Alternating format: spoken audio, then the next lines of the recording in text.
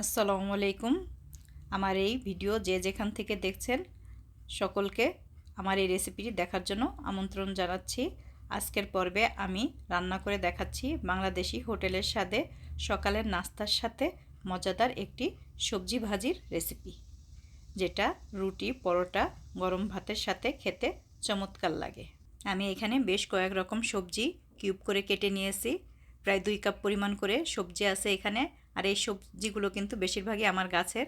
আমি এখানে নিয়েছি চিচিঙ্গা, আলু, ধুন্দুল, পাতাকপি, ফুলকপি, গাজর, বরবটি আর লাউ। আপনারা আপনাদের পছন্দ অনুযায়ী সবজিটা নেবেন। যে যেরকম সবজি খেতে পছন্দ করেন ওই অনুযায়ী সবজিগুলো নেবেন এখানে। আমার এই সবজি রান্না করার জন্য লাগবে আরও হচ্ছে ছোলার ডাল। ছোলার ডালটাকেও আমি 1 ঘন্টার মতো পানিতে ভিজিয়ে রেখেছি।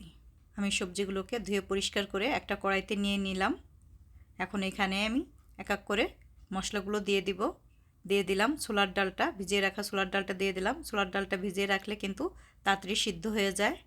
দিয়ে দিলাম 1/2 টেবিল চামচ আদা বাটা, 1 টেবিল চামচ রসুন বাটা,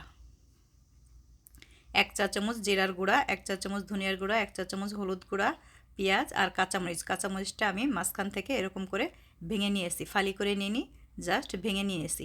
দিয়ে দিলাম সব মশলাগুলো।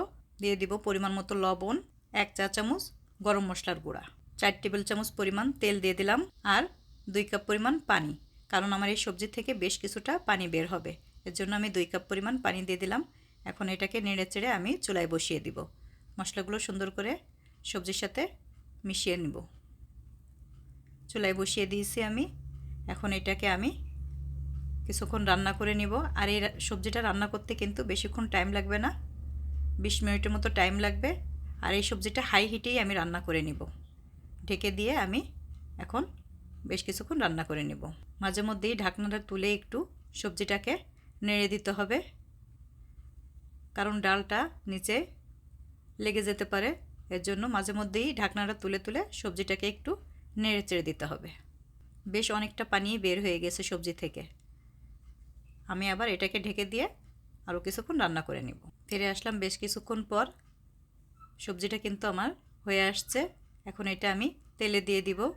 আর ডালগুলোও কিন্তু সব একদম মোমের মতো গলে গিয়েছে। আবার কিন্তু একটা ডালও ভেঙে যায়নি, সবগুলো ডালই আস্ত আস্ত আছে। এখন আমি এটাকে তেলে দিয়ে দিব।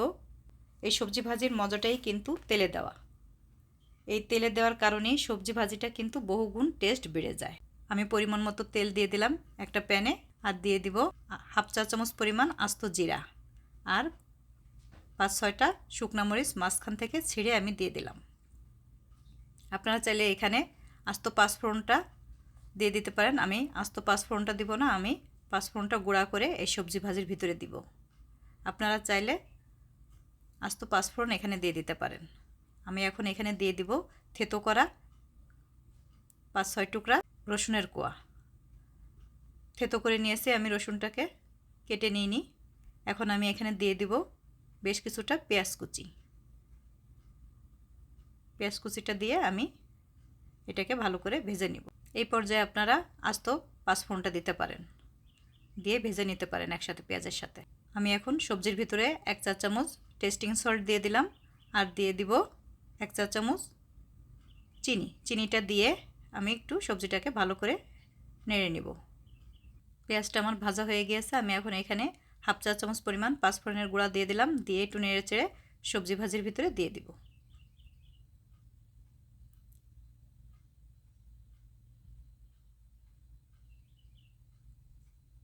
দিয়ে দিলাম সবজির ভিতরে পেঁয়াজ ভাজিটা। এখন এটাকে ভালো করে নেড়ে চেড়ে সবজির সাথে মিশিয়ে নিব। এই সময় কিন্তু সবজির থেকে খুবই সুন্দর একটা ফ্লেভার বের হয়। সুন্দর করে নেড়ে চেড়ে মিশিয়ে নিচ্ছি। এই পাঁচফোড়ন দেওয়ার কারণে কিন্তু সবজির টেস্টটা কিন্তু অনেক ভালো লাগে খেতে। মেশানো হয়ে গিয়েছে আমার। আমি 2 মিনিটের মতো রান্না করে নেব সবজিটাকে। রান্না হয়ে গিয়েছে, এখন আমি বাটিতে বেড়ে নিচ্ছি। সবজিটাকে গরম গরম রুটি পরোটার সাথে পরিবেশন করবেন, খেতে কিন্তু চমৎকার লাগবে। তৈরি হয়ে গেল আমার মজাদার সবজি ভাজি। কতটা সুন্দর হয়েছে সবজি ভাজিটা, দেখেন। কেমন লাগলো অবশ্যই জানাবেন। যদি ভালো লাগে তাহলে লাইক, কমেন্ট, শেয়ার করবেন। সবাই ভালো থাকবেন। আজকে এই পর্যন্ত। আল্লাহ হাফেজ। আসসালামু আলাইকুম।